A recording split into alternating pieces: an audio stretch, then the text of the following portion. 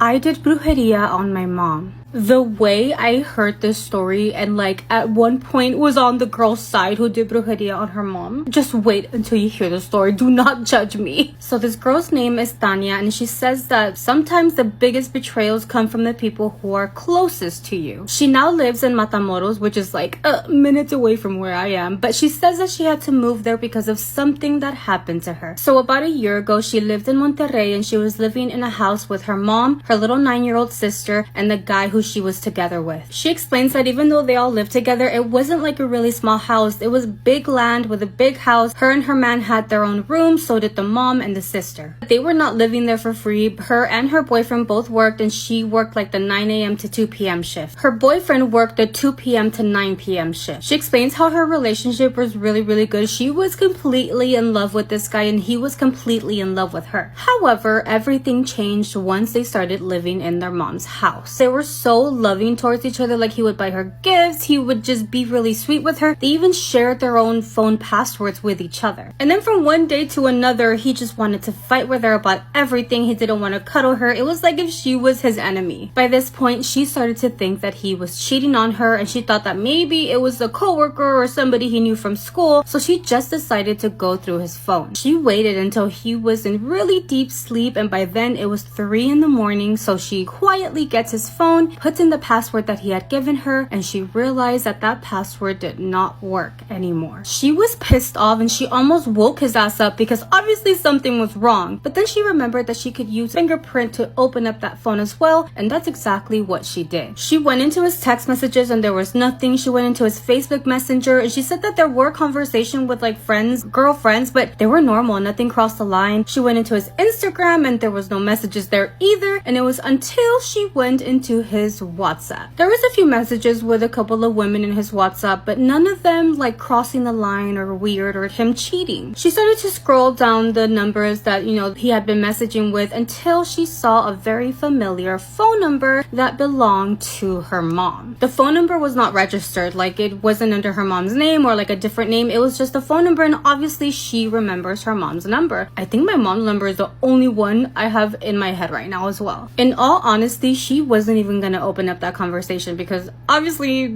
he's not cheating on her with her mom, but she did get a lot of curiosity to see what the heck they were talking about, just to see what bullshit they were talking about, or maybe they were like talking about her. When her finger opened up that chat, the messages, they were not normal messages that you would think like a son-in-law and a mother-in-law would be having. They were messages telling each other that they loved each other, and she saw where he sent a deep pic to her mom. There was one message where he told her mom that he was gonna miss work that day so that they could meet up at the hotel again. Even within those messages, he was so sweet and loving and like to her mom. She felt so much anger in that moment that she wanted to wake him up by beating the F out of him. Honestly, same. But somehow she held herself back. She somehow calmed herself down, put his phone back, and she literally laid there next to him just crying all night. She has no idea how her crying didn't wake his ass up, but she obviously couldn't sleep all night, and she just kept thinking, what am I gonna do to them? Like, how can I get them back? These people are the people that I love the most in my life, and they are betraying me. So it's morning time, and he wakes up and he says good morning, and she said that she didn't respond to him. That's when he's like, what's wrong with you? Are you okay? And she says, no, I'm not okay. I couldn't sleep all night because I had a dream that you cheated on me. That's right, girl. Gaslight the fuck out of it. You better play with your mama, not with you, too soon. He then responded to her, I promise you, I swear on my life that I would never cheat on you. She said that she felt so fucking mad that she just wanted to let it all out, but she's like, no, don't say anything. I need to think about how I'm gonna get my revenge. She knew that she wanted to get revenge against her boyfriend and the mom, and that was the moment where she remembered that she had a friend who practiced different kind of witchcraft and some santeria. That morning, she did not go to work. She told them she was sick, and she immediately went over to her friend's house. She told her friend everything that she found, everything that her boyfriend and the mom were doing. Her friend saw her cry while telling her the story, and she agreed to help her get revenge on them. Her friend asked her if she wanted to do brujeria on them through the food or like in the cemetery where they do some sort of rituals. She agreed that she wanted to do it in the cemetery because she didn't want to accidentally get her little sister when her little sister had nothing to do with this. By this point,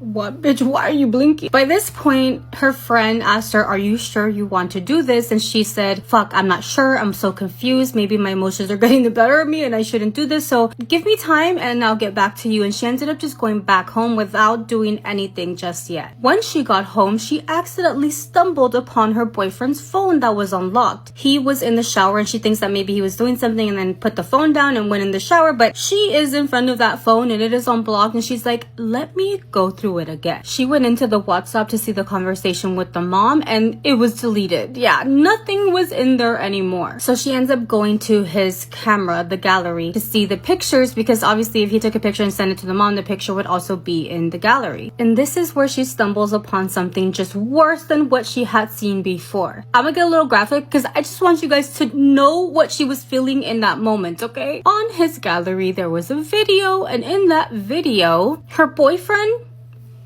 eating mom swallowing her boyfriend. A whole fucking video. Can you imagine seeing I just want to puke thinking about it. What the fuck? There was pictures of different times, not even just that fucking video, which by the way would have been enough for me. There was pictures of them together doing nasty things or just being loving with each other. Like, you deleted the chats and kept the fucking moron. Disgusting. Gross. She was crying again, and at this point she wanted to scream. She wanted to beat both of them up, and instead she went right back out the door and went again to her friend's house, decided to do the bruharia on them. And this is where I'm just like, I agree with her, but like obviously that's kind of fucked up, but like what they did was fucked up. What they did was fucked up. I feel a little weird agreeing with her, but like, dude, out of all the people in the world, you and my mom, and then my mom does that this might be the only time I agree with the person.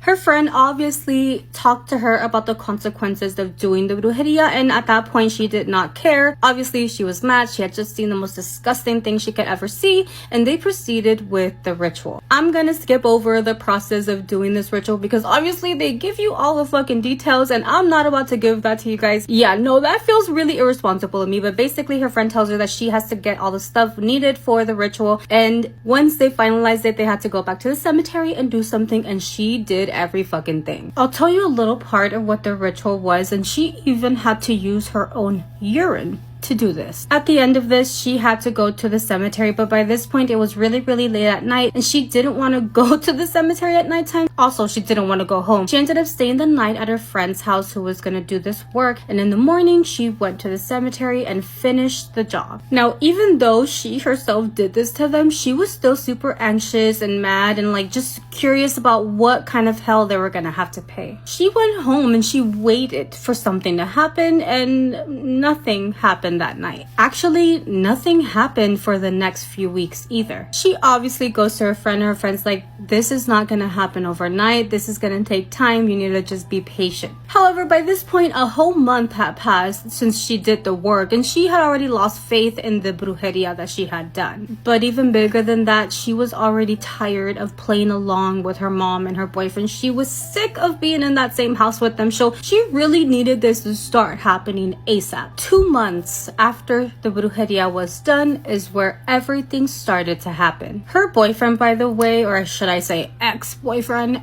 wasn't like a skinny guy, but he wasn't fat. He was just like normal, and within a few days he had lost so much weight. She noticed that he could no longer eat. Anything that he would try to eat, he would explain that it grossed him out, that it smelled like the dead animal to him. Even the water that he would drink tasted disgusting to him. Obviously she was pretending like she didn't know anything, and on some occasions he would even get mad at her because he was blaming her for the food tasting bad. Maybe she was using ingredients that were already rotten, and she would be like, no, I mean, I'm eating the food, my little sister's eating the food, there's nothing wrong with the food. The mom was also having the same problems. They couldn't eat any food, they couldn't keep anything down, everything tasted rotten to them, and she proved to them that it wasn't her, the one that's doing it, because they went out to eat in several occasions, and at random restaurants they also couldn't eat the food. It was rotten, it tasted gross, it smelled nasty to them. The mother also ended up losing a lot of weight as well, and then she says that something else started happening that kind of did affect her as well, because her boyfriend ended up having like really bad nightmares. Obviously he would wake her up like at 2 in the morning because of everything that he was dreaming. He would wake up scared, shaking, sweating, saying that he was having dreams of a man that he couldn't recognize. He almost looked like a shadow, and every single time in that dream, this shadow man would choke the F out of him. Now, the weird thing about this was that when he would wake up, he would have bruising all around his neck. Why do I say the weird thing? Like, bitch, we know they did bruharia on him. Obviously, this shit was real, and yeah, something was choking the fuck out of him. So yeah, sorry. It wasn't weird. It was planned. It was planned, yeah. There was one day where the mom actually made dinner, invited everyone to eat, and she said that while her and her sister were eating, she was looking at her mom and boyfriend, and with every bite they were taking, like, they just looked so grossed out to the point that they wanted to vomit everything out. They would look at her and be like, the food doesn't taste weird to you? And she'd be like, no, there's nothing wrong with the food. After that, a couple of weeks passed, and she said that all of these symptoms had just gotten a lot worse. They both started getting a lot of bruises all over their bodies, and her boyfriend more had them around his neck, and she knows that they weren't like hickeys or anything like that, because there was one night where he didn't have anything around his neck. They both went to bed, and again he woke up around 2 or 3 in the morning, and when she turns the light on,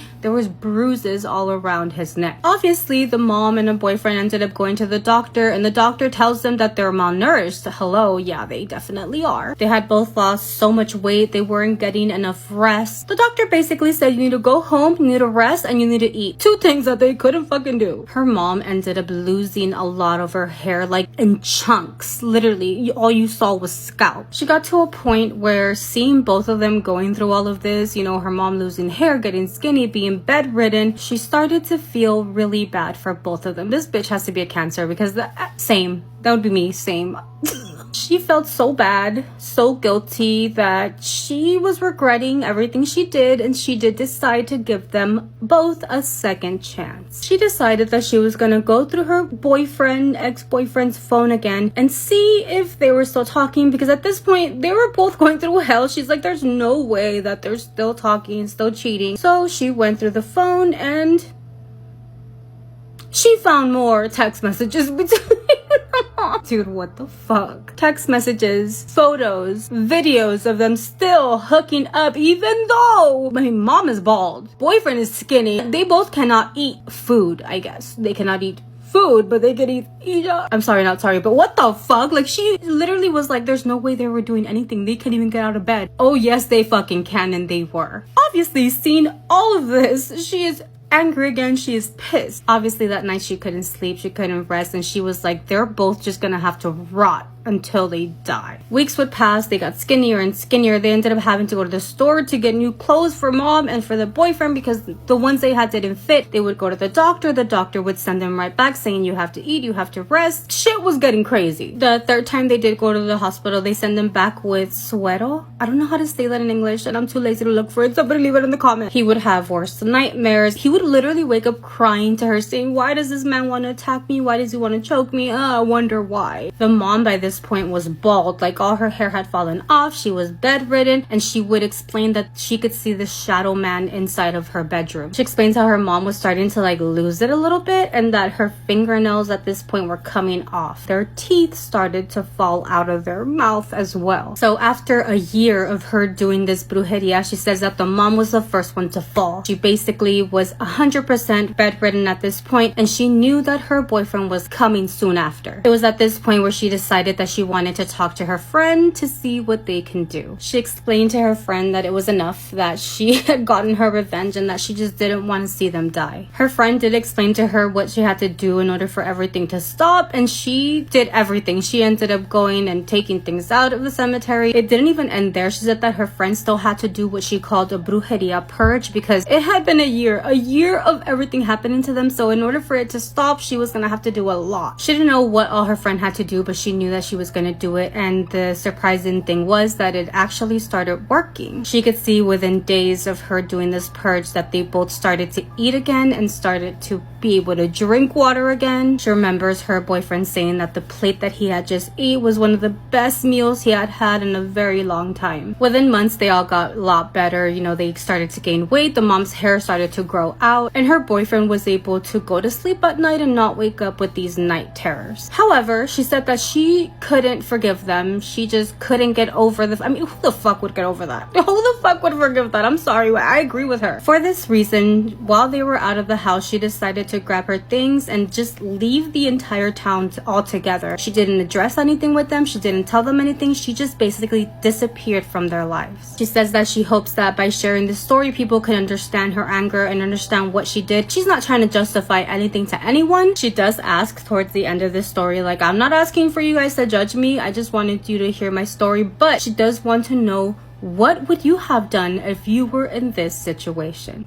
Word that anytime I say it, it tends to get my accounts in trouble. It's this word, okay? And I wrote it in cursive because AI can't read cursive, apparently. It's weird because if they didn't exist, why is my account punished every time I talk about them? But anyway, I got a story about that from a guy named Nate who said I could use his real name. And he said that he believes that they have a lot of activity in Naples, Florida. If you're new here, my series is called Spooky Scary Storytime, and people write in all the time and they tell me the most creepy or unbelievable stories that they think that nobody else would believe, and they were like, this is a great outlet for it. He said, I've seen your videos.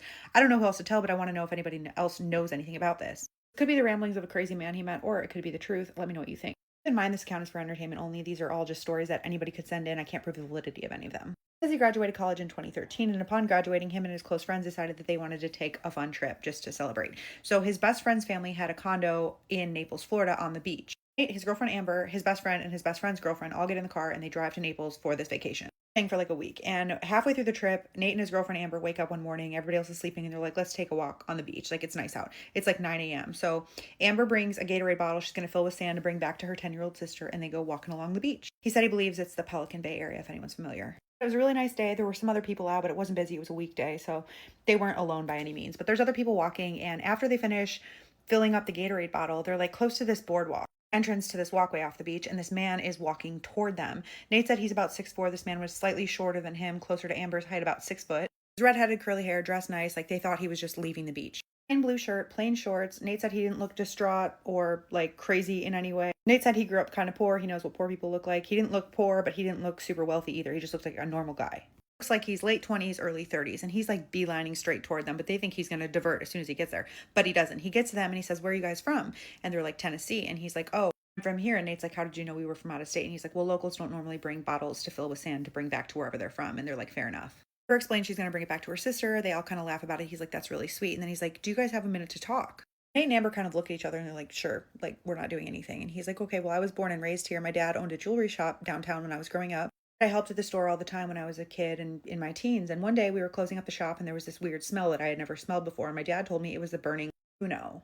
You're thinking is probably what I mean. And his girlfriend look at each other because they're like, what kind of story is this? And then this man looks at them. He's like, did you know that Naples is the headquarters? Yeah, they all fly into Miami to make it look like a Miami trip, but then they drive to Naples. And that's where they do their ceremonies. This man told Nate and Amber that basically his dad had become aware of these late night activities in which they would do certain things, burn certain things ceremoniously in order to make themselves more powerful, I guess. Apparently this man says that his dad and other business owners in the area knew that this was what was going on because of the smells late at night. The man tells them that as a child he didn't really believe his father's ramblings, but one day they were at the mall and this woman, who his dad later said was a certain type of priestess with security, approaches them, and his dad tried to get away, but this priestess does something to him, and basically 2 months later he passes away suddenly. Apparently right before he passes away, he tells this man that it was because they had found out that he knew and they had caused his death if he were to pass. No, I had to heavily censor that part. I hope you can fill in the blanks.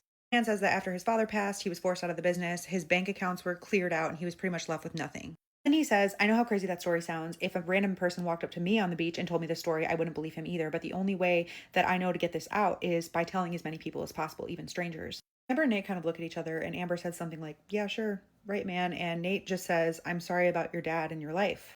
This man just kind of shrugs and he says, yeah, like I said, the only way to get the story out is to tell as many people as possible because the people in real power watch everything else that you do. And then he just walks off down the beach, and they kind of look at each other and they're like, that was so weird. They're walking back to the condo, talking about how insane that whole interaction was, and they agree that he didn't seem crazy at all. We're both hung up on the idea that, like, if this were true, what if this was the only way that he could get this out? So they get back to the condo, they tell the best friend and his girlfriend about it, and they're immediately intrigued, so they start doing some digging.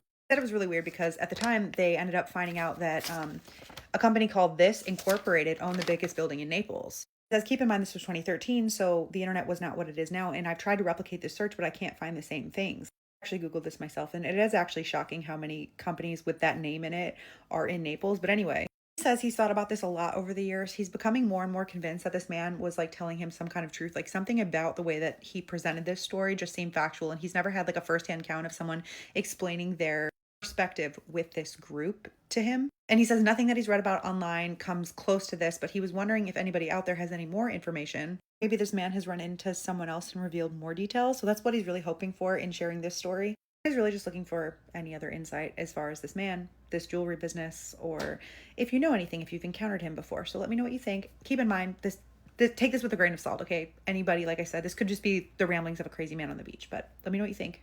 Have a story you think nobody else would believe, we would love to hear it. Imagine finding out that the lugau that's been haunting the kids in the neighborhood all along was your friend's mother. I am back with another spooky story, and this one is a lugau story. A lot of people always ask, what is a lugau? A lugau is a shapeshifter. They look regular human during the day, and at night they shed their skins off and fly to haunt and feed. Now let's get into this story. You may not want to watch this one at night. We're gonna call the person who submitted the story Zoe. So Zoe and his family stayed in a place called Blocos in St. Mark, Haiti. On the block they stayed on, the kids in that area were getting sick, and every once in a while one would die. So they knew it had to be a lugau in the area.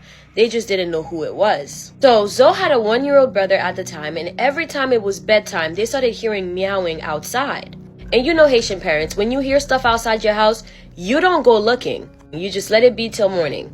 But the thing is, every time the meow started, Zoe's little brother would not stop crying. He couldn't get any sleep, he was irritated all night, and Zoe's mother was basically up all night till 4 in the morning praying. And that's pretty much when the meows would stop anyway, around 4 a.m. When the meows stopped, the little brother would finally fall asleep. Now they tried to get to the bottom of who the lugau in the area was, but that's kind of tough because they all look normal during the day. Come to find out, there were actually multiple lugaus in the area, but that's besides the point. There's this one night that Zoe says he'll never forget. It was really hot and there was no electricity. In Haiti, they do this thing where it's too hot to sleep in the house, so they just sleep on the roof. Well, the kids do, at least, and it's also a place that they would go up to study when the house is too loud. So Zoe and his older brother went up there first. Zoe's brother was studying and Zoe was preparing the area for everybody to sleep. And this had to be around 10 p.m. So Zoe's up there preparing the roof, and he can see his brother pacing back and forth reciting his lines. About 3 to 4 houses down, this old lady comes out into her backyard and she looks like she's putting clothes out to dry. Which was weird because it was nighttime, but Zoe didn't think much of it. He kept doing what he was doing and getting ready to call the rest of the family up. From where they were on the roof, you'd think the old lady would be able to see them, but I guess she couldn't.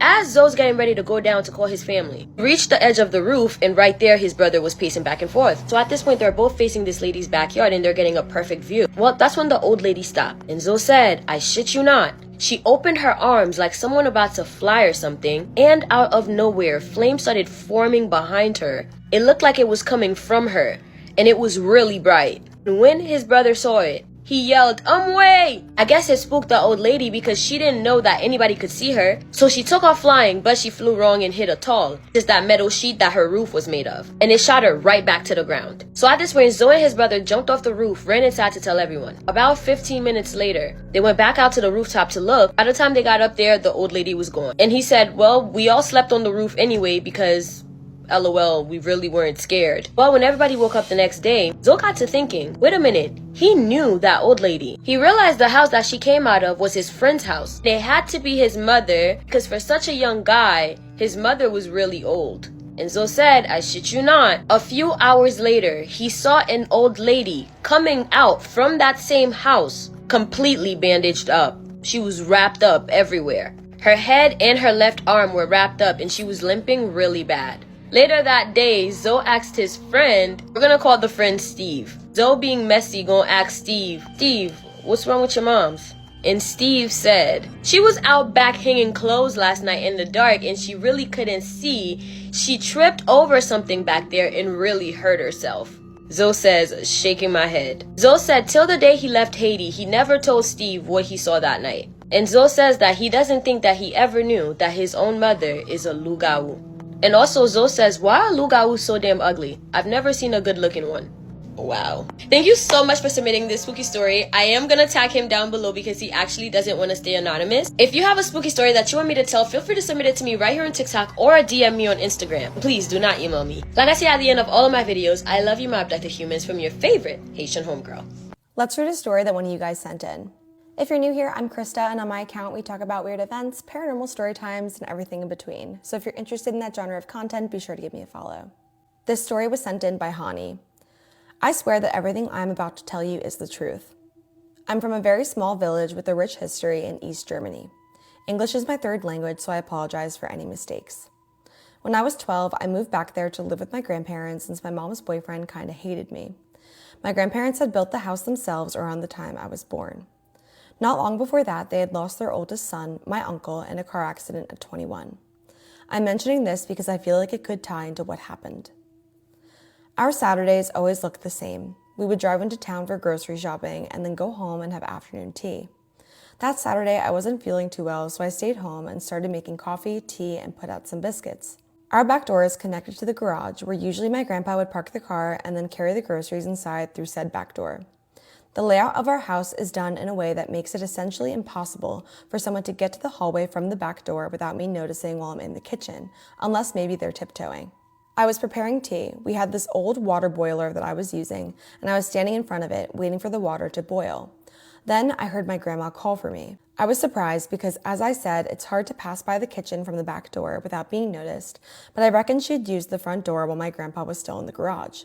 Next to our front door, there's a small room we used to use for winemaking. It has a washer, a dryer, and some other household items. I walked through the hallway and stood by the door of that washing room where my grandma had called from. She was kneeling on the ground, putting things into the washing machine. She was facing away from me, and I couldn't see her face. Of course, I wasn't particularly looking for any signs of something being off, but from that day on, I went over it again and again, wondering if I had missed something.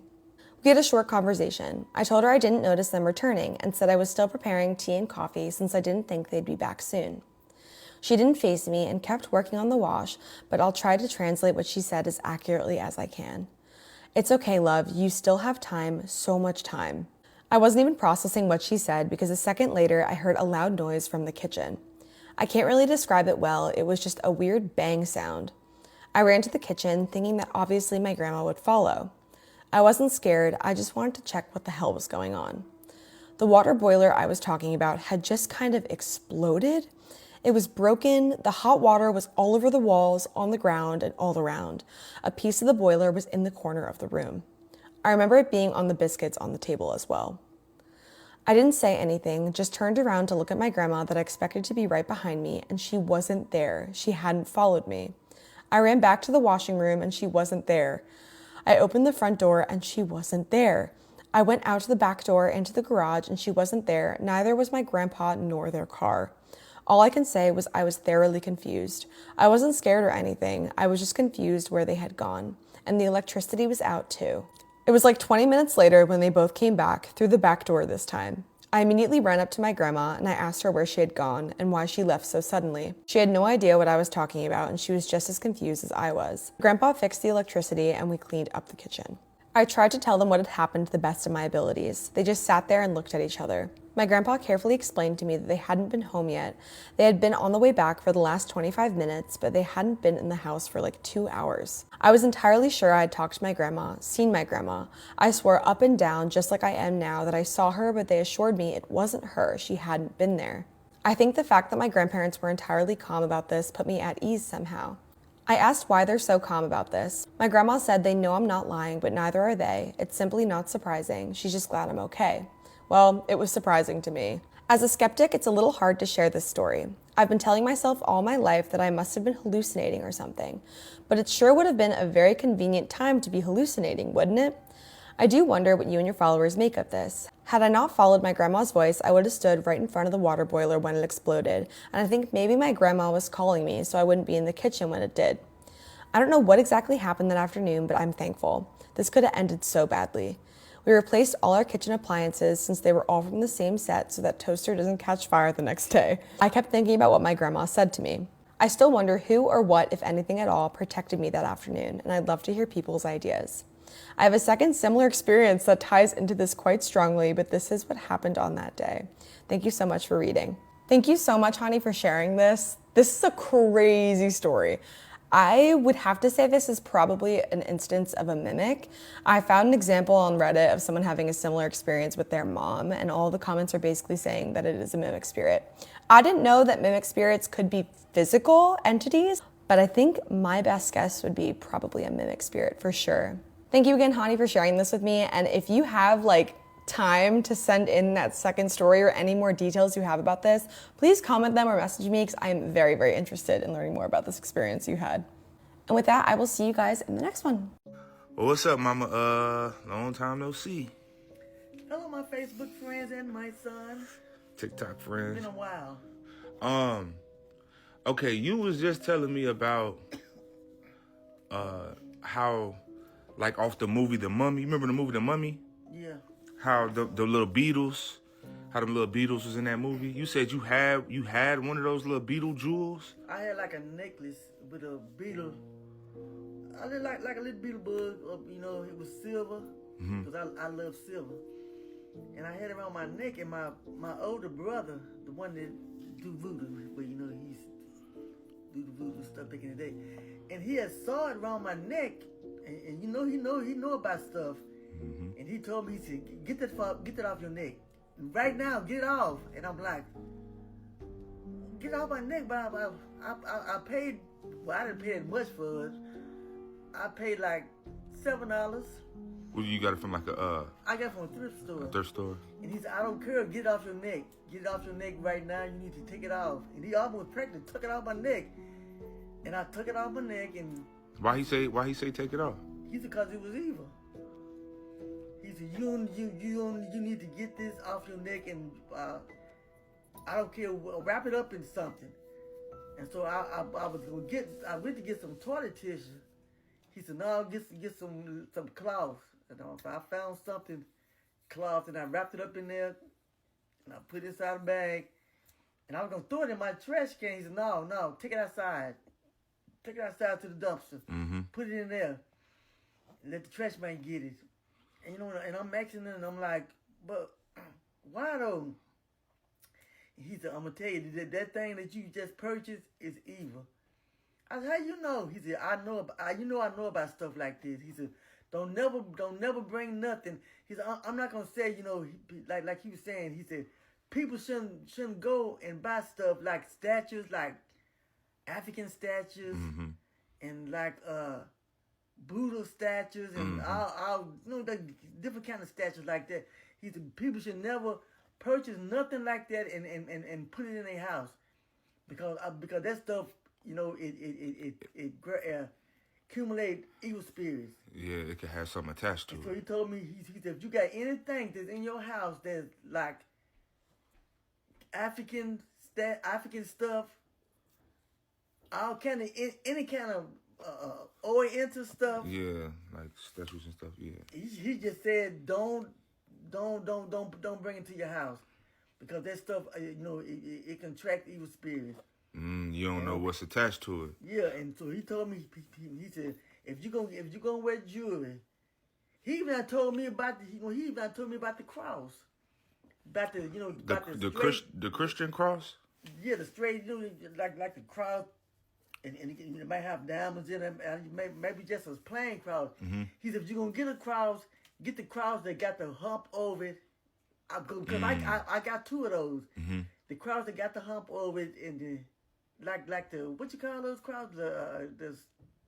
I can't think of the name of the cross, but those are crowds he told me to wear, because he said in the other cross, there's the straight cross I shouldn't wear. Why not? He said because it's not. That's not the pure cross. It's not the pure cross, like you saying. If you're gonna get the cross that got the like that circle behind it. Got the circle over. Because he told I forgot what he said that it represents, but he said if you're gonna wear a cross, wear those kind of crosses, because just the straight crosses we shouldn't be wearing them, because I don't know. All I know is he said like in the Bible days he was saying like they said the Jews that crucified Jesus.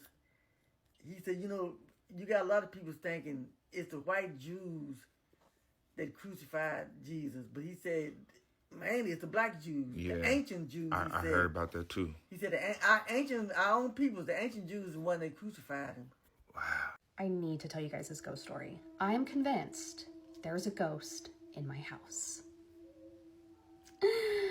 Please help. Also, I don't care what anyone says. Doing your makeup with rollers in your hair is damn near impossible. I hate it, but I love a good blowout. So, okay. So my house was built in the 70s. Not particularly new, not particularly old.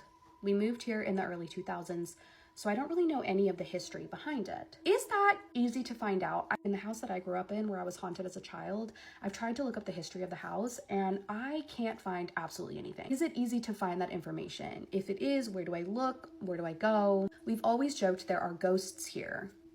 Why? Doors slamming shut.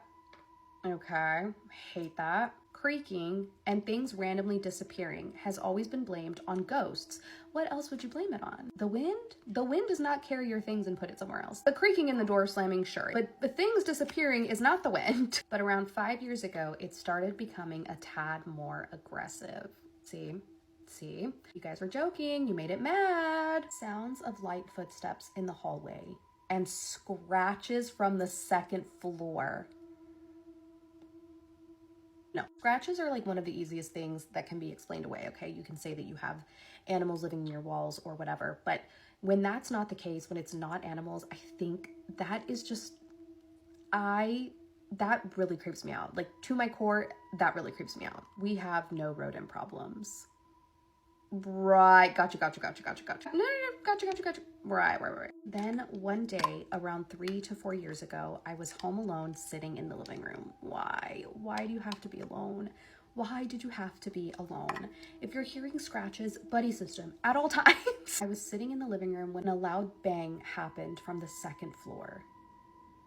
It was so loud, I was worried the upstairs cabinet had fallen down on the floor. What the hell? When the bang hit, my lights flickered and the TV turned off and on. No.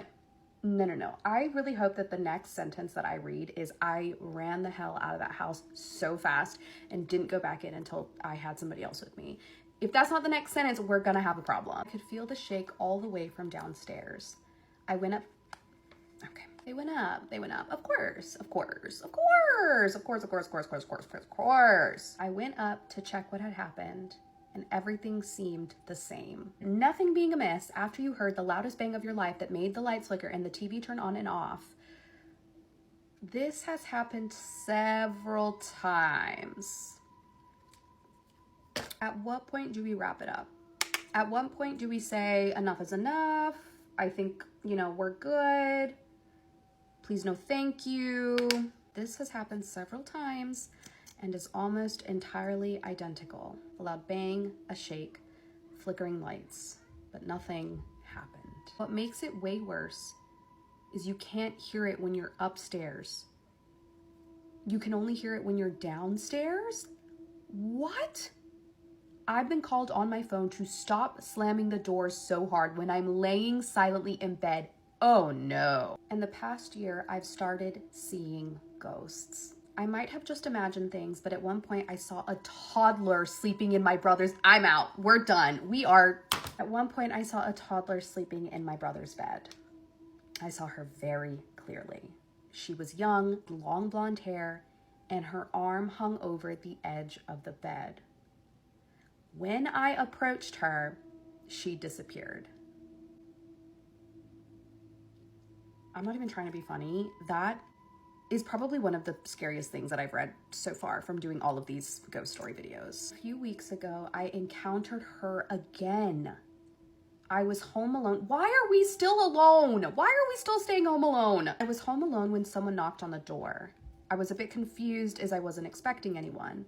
As I approached the hallway, I heard the door closing and a young girl saying hello.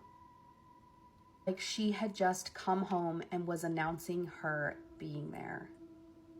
I felt chills run down my back, but I still opened the door to look. My brother is 5 and I figured he might have just come home early, but no one was there. I closed a door today, like properly shut, and then she opened it a bit again. And when I looked at the open door, she shut it closed. No. That would send me into a full freaking spiral. If I I can't even, I'm getting chills just oh, I hate this so much. Anyway, I could really do with some advice. I don't think speaking to her works. Do you mean the little girl? Are we trying to talk to her? I tried. And she stopped being noisy for a bit, but then she went at it again. Well, she's a child, so kids will be kids, you know?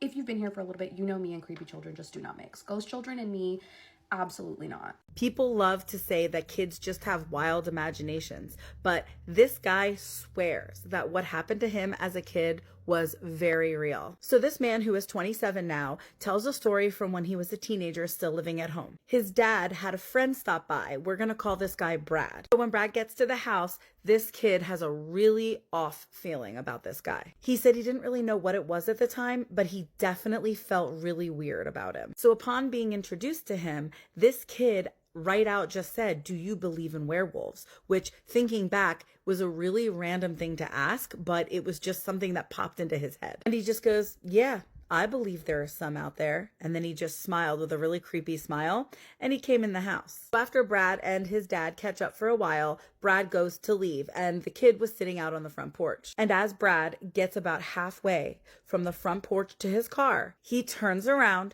and he gives this kid the biggest smile. And this kid says, "I swear to God, I swear on my life, he had razor sharp teeth, top and bottom, like out of a horror movie." He said he also had literal fangs, top and bottom canines. He had normal teeth when he met him, and then bam, full mouth of horrifying teeth. He said, "I swear, I believe still to this day that this guy was a werewolf." And then here's where it gets weirder.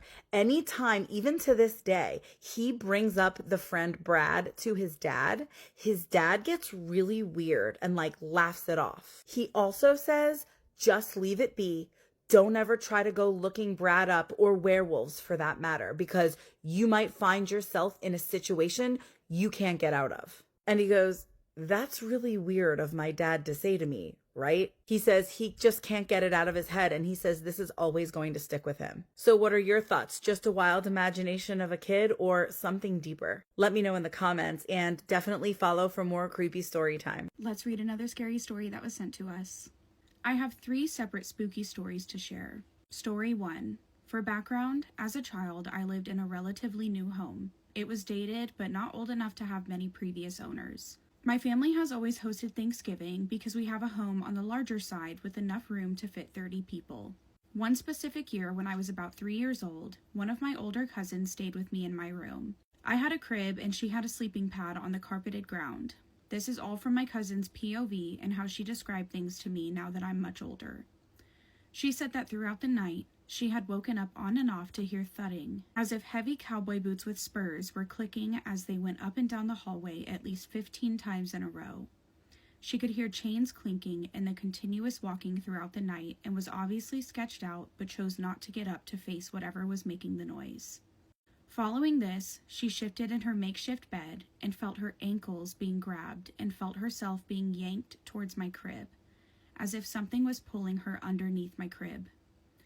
She screamed and woke up the rest of the family staying in the house, leaving me in my room to escape, and to this day, she refuses to step foot in my house. Story 2. Continuing with another eerie incident in my home. I believe I was 11 at the time. My bed was set on the wall with my door next to it, and when you laid on the bed, you could look across the room and stare into the opposite corner at a toy kitchen area I had. The corner was empty, but the kitchen sat on one side and a bookshelf on the other, leaving a pitch black empty corner. I opened my eyes and glanced at that empty corner. Nothing was there, but my dog was standing up on the end of my bed, staring intently and barking toward the corner. I wasn't concerned at the time, but I knew that this was unusual for my dog, who was still pretty young and had keen senses. Maybe there are a few spirits wandering my house. Story 3. This takes place when I was 16. For some background, I'm a deer hunter. This year I had the opportunity to go into the desert across the state. It was my dad and I, as well as my grandparents. The camp area we had set up had my grandparents' trailer, and my dad and I stayed in a tent. It was mid-fall. Later in the hunting trip, a normal trip so far, I went to bed as usual. My dad and I had a heater going and were bundled up, as it's known to get very cold at night where we were at. I remember waking up in the middle of the night and needing to use the bathroom. To get to the bathroom, which was a bunch of tarps tied around a bathroom setup, I had to walk around my grandparents' trailer and go through part of the woods. I get to the bathroom, do everything I need to, and as I'm getting ready to leave, I hear the tarps rustling. I glance up above them and see what looks like a deformed deer skull looking through the trees at me. I pull back the tarps to get a better look, and it ducks away and I lose sight of it. I head back to my tent, adrenaline pumping, and as I get through the woods into the clearing where my camp is set up, the moonlight is shining through, and I notice it's beginning to snow. I get to my tent, start unzipping it, and I hear leaves crunching, and turn around to the opening of the meadow, where I see this 6-foot-tall creature, with massive antlers and the same deformed skull face, standing there, looking at me. It was blurry, as if my eyes weren't focused right, but I saw it had hooves on all limbs, and it stood up on its hind legs, and its body was ragged, like it was covered in wispy moss. Then I fade out and seemed to break out of this image like a dream. When I woke up, everything was the same as my dream. I had to use the bathroom, my adrenaline was pumping, and it began snowing outside. Okay, so her house is definitely haunted.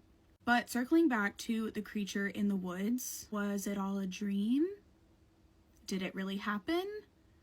Or was it some sort of like vision or premonition warning her of what could happen? What do you think? I went to the Appalachian Mountains in November and I saw something that to this day I still can't really explain. Back in November, me and my boyfriend decided to get a tiny home Airbnb on the side of the mountains in Asheville, North Carolina to celebrate our 1 year of dating, and it was so lovely. We were there for 2 nights and 3 days, but on the second night, something happened that I still think about pretty frequently. We were coming home from dinner that night and we both realized that we forgot to turn the string lights on outside of the Airbnb before leaving, so we knew it was going to be pitch black when we pulled up. And as we're pulling up to the tiny home, all of a sudden, my boyfriend's headlights of his truck catch something lurking underneath the porch. For reference, this tiny home had like 2 sides of the front porch, so you could get to the front door on either side of the Airbnb, which is an important detail for later. But we're seeing this thing under the porch, and it looks like from a distance it's got rounded ears and is fully black. And at this point we're thinking, oh, it might be a black bear because they are very common in the mountains. And we're like, well, if it's a black bear, we have to be pretty careful because the mama is probably close by. So my boyfriend's like, okay, what I'm gonna do is I am just gonna get out, I'm gonna run, unlock the door, and turn the lights on for you so you could run in after me. And I'm like, okay, that sounds good. So my boyfriend gets out and goes to unlock the door, and he says as he's turning the key, he turns to his right and sees something sitting there perched up on the stairs of the front porch, staring at him with 2 red piercing eyes. He said that it had rounded ears, was fully black, had a very long tail, and it was almost like a cat, but the size of a Labrador retriever. At this point, he screams at it to try and scare it off, so he basically just yells in this creature's face. He said that all it did was stare at him and calmly turn and walk away. And we went inside and we talked about it afterwards, and we still can't figure out what it is, because mountain lions are not native to North Carolina. It wasn't a bobcat because it had a long tail. He said it had red eyes and it was fully black, but jaguars don't exist in the Appalachian Mountains. Like, that's not a thing. Also, the fact that it just stared at him and calmly walked away instead of being startled like any other animal, specifically feral animal, would be in the mountains, like, I don't know. I have no idea. Call me crazy, but I think that we saw something that was not necessarily just a feral cat that night. Curious to see if anybody else has had any run-ins with feral giant cats that are strange. So, yeah. My grandma always used to tell me that nothing good happens between the hours of midnight and 4 a.m. She would say, those are the devil hours. Do not go out during that time. And, I always tell people, if you don't believe any of this stuff, right, go out after midnight into the woods alone and then tell me what you think. Now, many years ago when I was younger, I had just gotten out of the military, and I was kind of adjusting to this regular civilian life. Now, one of the things that helped me is I got into doing outdoor survival. Now, I used to do these 4 to 5 mile backpacking hikes where I would go out sometimes 12:30, 1 o'clock at night and hike in the woods. This particular area that I would hike was along the river. It was like this hill, and it was just this heavily wooded area. Now, at the time, right, this area was known to be home to the Peoria Indians. And this is where they hunted. This is where they lived. There's even believed to be this huge burial ground on this area that was never found. So this particular night, I decided to hike this trail called the Pimatui. Now, the Pimatui was an old Native American trail they used to use to get down this hill to the river. So what I would do is I would hike this trail, and I would get to this specific spot where there was a stream that cut through the trail. I would then turn right, and I would follow this stream through a ravine down to the river. So as I'm hiking the Pimatui Trail, I come to the stream, I turn right, and I start following along down this ravine. I start hearing like music, and it sounded like someone was singing, but it wasn't like a person. It was like one of those old music boxes. And as I kept on walking further and further, like it got a little louder, and then a little louder. And that's when I get to the specific spot of the stream where it kind of makes a curve, and there's this sharp ravine with 2 steep sides on both sides. And I remember hearing this music like coming from the side of this cliff. And I'm like, what is making that music? Like, where is that coming from? And that's when I see like this opening on the side of the ravine. And, you know, it was probably about this wide. You could, you know, barely crawl through it. And it was some kind of cave or something. So I hiked up to the top of this hill, and I started shining my light into this cave. As I look in there, I see the movement of something very large. And I don't exactly know what it was. I can't explain to you what it looked like, but it caused me to like jump back. And at the time I'm thinking, okay, if this is some kind of wild animal, I'm blocking its only exit. So I started making my way back up the ravine and heading away from there. And as I'm walking, I notice like all this movement up ahead in the woods. And I see several deer just booking it through the woods like something had just scared it. And I could hear from behind me some movement coming up through the woods. And there were like branches breaking, and you know, you could hear the crunch of something hitting the leaves. I go a little faster now because I'm kind of nervous. I'm like, what is following me? As I'm, you know, continuing up the ravine, it starts getting closer and closer. And it got to the point where I knew that it was very, very close. So I pull my camera out and I take a picture with the flash on.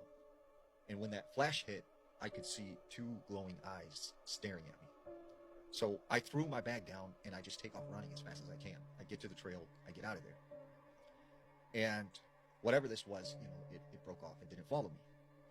Later that night, you know, I'm looking at this picture and you could clearly see the 2 eyes. And I'm like, whoa, something was following me, whatever was in that cave. The next day, I hiked back out to this area because I wanted to find this cave again. Except I could not find it anywhere. And I went all the way along that ravine down to the river. There was no cave. And I still to this day have no idea what happened that night or what was following me. You can't make this stuff up. Might have known the story of real-life boogeyman. Every single state has had at least one serial killer, which is a horrifying, terrifying fact. And we've been talking about this for months, and it doesn't get any less scary. And today we're going to be talking about the most notorious serial killer from Mississippi. If you're new here, this is a map of all the states I've covered. We have 11 states left. We are almost done with the series, which is insane. Let me know what stories you want to hear once we're done with this series. I will be posting more on the worst serial killers from different countries. So today I'm going to be telling you guys about the cross-country killer. His name is Glenn Rogers, and obviously with that name, we can probably assume that he's killed in more than just Mississippi, but he is one of the most notorious serial killers to have ever been in the state.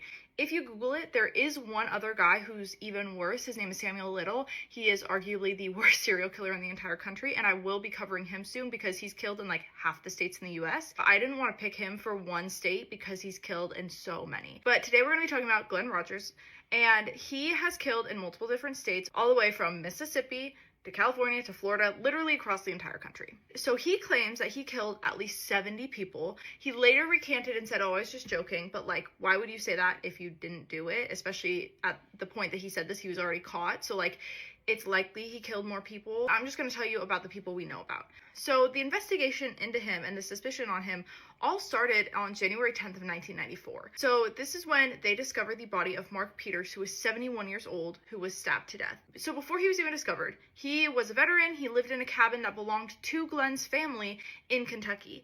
And then at one point, Glenn told this guy that was living in his family's cabin, like, hey, I need a place to stay. And Mark Peters was like, absolutely, stay with me. The same month that Glenn comes to live with Mark, Mark disappears. That's not a coincidence. So Mark disappears and his brother goes looking for him and he reports that he's missing. Not only is Mark gone, his car, his antiques, his coin collection, and his guns are all gone. That wouldn't just happen. Mark wouldn't just take off like that. And so his brother reports him missing, and a couple months later, in January of 1994, he finally gets the police to go look at the cabin where he was living. When police get there and they search, they do find his body at the cabin. They found him tied to a chair, hidden behind a pile of furniture. It's very clear he was killed, and he didn't just die by like normal causes. It's very clear this was a homicide, and obviously they're immediately going to be like, it was probably Glenn. So authorities end up having their eye on Glenn for like quite some time. They're pretty sure he did it. They can't quite get him on it. And so they're like, let's build a case against this guy and let's follow his actions for a while and see if we can like get him on anything else and then get justice for Mark as well. So they're keeping their eye on him, and in the end, they think he's killed at least 5 people. So as they're building their case, they're following his actions, and he goes to California. And on September 28th of 1995, about 2 years after he killed Mark, again, he's been under surveillance, but the police can only monitor him so much when he's jumping states, so it's not like he had constant surveillance. They were just kind of keeping an eye out for if he did anything. And so they learned that a woman named Sandra Gallagher, she was a 33-year-old mother of 3, she had red hair, she was last seen with Glenn on September 28th, and they were last seen together in a bar in California. The next day, after she had been seen with him, her body was found horribly burned in her truck, and it was parked literally around the corner from Glenn's apartment in California. And so the police are like, okay, well, this is obviously his second victim. And so now they're ready to arrest him. They're ready to put a warrant out for him. But he flees to another state. This is where he decides to hide out in Mississippi. And while he's there, Linda Price, who is 34, she's a single mom to 2 teenagers, she's also a redhead. He met her at the state fair, and Linda told her sister Kathy, like, he's so cute, I think I like him, all this different stuff. And they ended up even, like, living together for a little bit, so it sounds like they dated. One day, right before Halloween, Linda and Kathy made plans to take the kids trick-or-treating on Halloween. When Kathy shows up to Linda's place to go trick-or-treating, no one is home. Linda's not answering, Glenn's not answering, and like she doesn't know where they are. And unfortunately, they end up discovering that Glenn has left and Linda was found dead in her bathtub. And it's important to note that both of these women have been redheads so far. And so it's pretty clear he has a target type for victims. After this, he flees, and the police also learn about Tina Marie Cribbs in November of 1995. Literally right after Linda was killed on November 5th, Glenn had been seen at a bar buying drinks for Tina Marie and some of her friends. And then afterwards, he asked Tina Marie for a ride. And 2 days later, cleaning staff at an inn in the area found her body in a bathtub. That's the second victim of his found in a bathtub. Police know for a fact that Glenn was staying at this inn, literally November 5th, the night they were seen together. Glenn had paid for an extra night in that room and specifically asked for the room not to be cleaned. And that night, the clerk saw Glenn putting his belongings into a white Ford Festiva, her car, and leaving. So it wasn't until 2 days later, when it was time to clean, since he had asked for the room not to be cleaned right away, that they found her in the bathtub. And he had already taken off in the car and was miles and miles away, and now the police are on a hunt for her killer as well. On November 17th, a week after she's killed, they find Glenn on the run in Kentucky. He is in her car driving. They see him, they try to pull him over, and he takes off. So now there is a car chase for him in his victim's car. They end up shooting out his tires, they arrest him, and he says, oh, I didn't kill her, I just was borrowing her car, I had no idea she was dead. But then why are you running? So the police obviously don't buy it. They arrest him, and then they also realize that he probably killed one other woman on the run while taking Tina Marie's car. So right after he killed Tina Marie, a few days later, he killed Andy Giles Sutton in Louisiana on November 19th. And she was actually a known acquaintance of Glenn. She knew him before all of this had happened. And so he killed her, she's connected to him, and she once again fits his type. Once they have him arrested, they are able to do a couple different trials, and he ends up being extradited to different states for the different trials because the murders happened in various different states. In the end, he was charged for multiple of the murders, and he ended up being held in Florida because that's where Tina Marie was found, and that's where they had the most evidence against him. And in April of this year, so just a few months ago, an execution date was set for him. He was scheduled to be executed on May 15th, and on that day, he was killed via lethal injection in Florida at 62 years old. That's pretty much all we know. Again, he did say he killed at least 70 people. There's not a ton of evidence to prove that, not because that might not have happened, because he killed across the entire country. We just don't know how to prove that, and we don't know who he would have killed. But there is a documentary called My Brother the Serial Killer, and in it claims that Glenn actually killed Ronald Goldman and Nicole Brown Simpson, not O.J. Simpson. And it has this whole theory on how he killed them instead. The LAPD since has said this is not true. There's so much evidence against O.J. Simpson, it's obvious he killed them.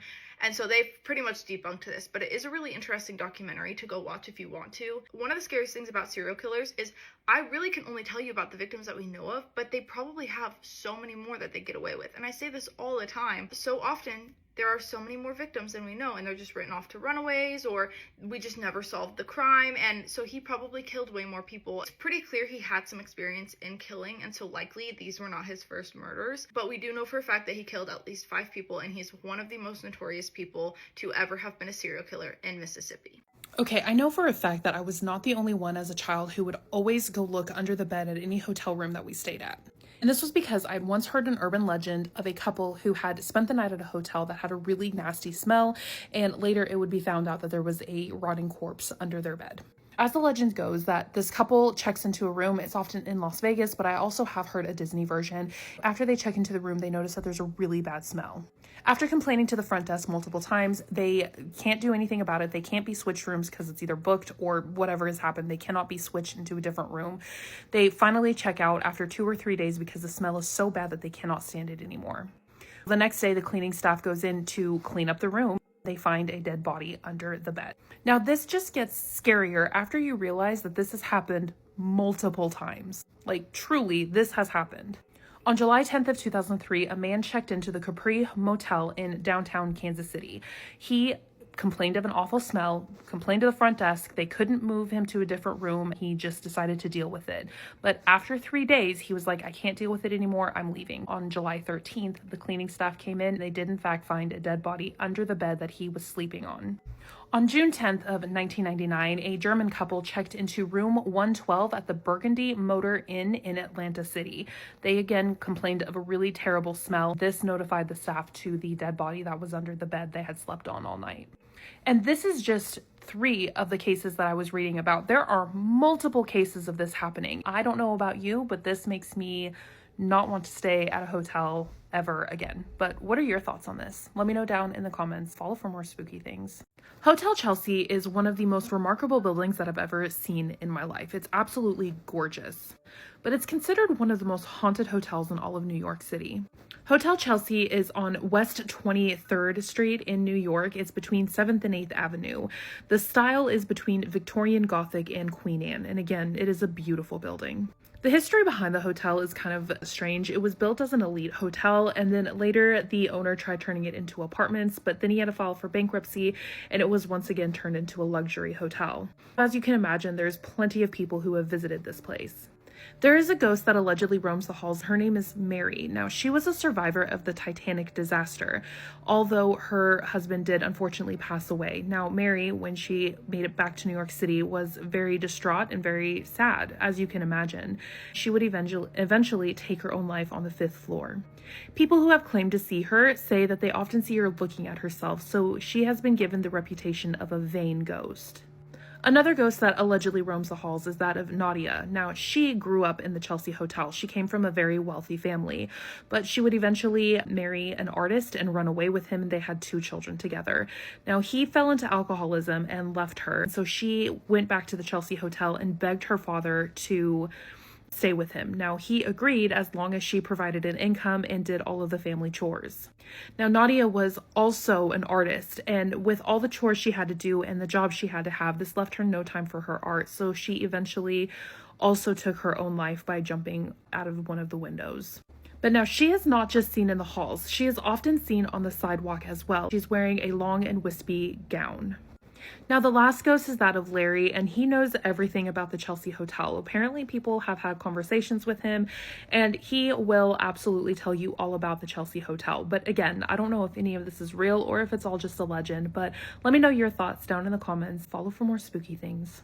Scary things found in photos. A group of friends took this photo whilst on a walk in Chile. It wasn't picked up straight away, but eventually they realised there was something quite unusual. Have you seen it yet? Oh, this is horrific. Why are they always hiding? A couple stayed at the Atlantic Hotel for the weekend. Several photos were taken, but one photo in particular stood out. Whilst capturing photos of the hallways, they realised they seemed to have captured a ghostly figure. It does kind of look like a woman in a dress. A photo taken in 2019 captured a couple enjoying their lunch. But if we focus on the background, we can kind of see an extra face. And I'm not referring to this guy, I'm referring to the side profile of what looks like William Shakespeare. Camera malfunction? Maybe, but it's creepy. By the way, if you like these types of videos, please hit the like and repost. It massively helps this page and allows me to make more videos just like this.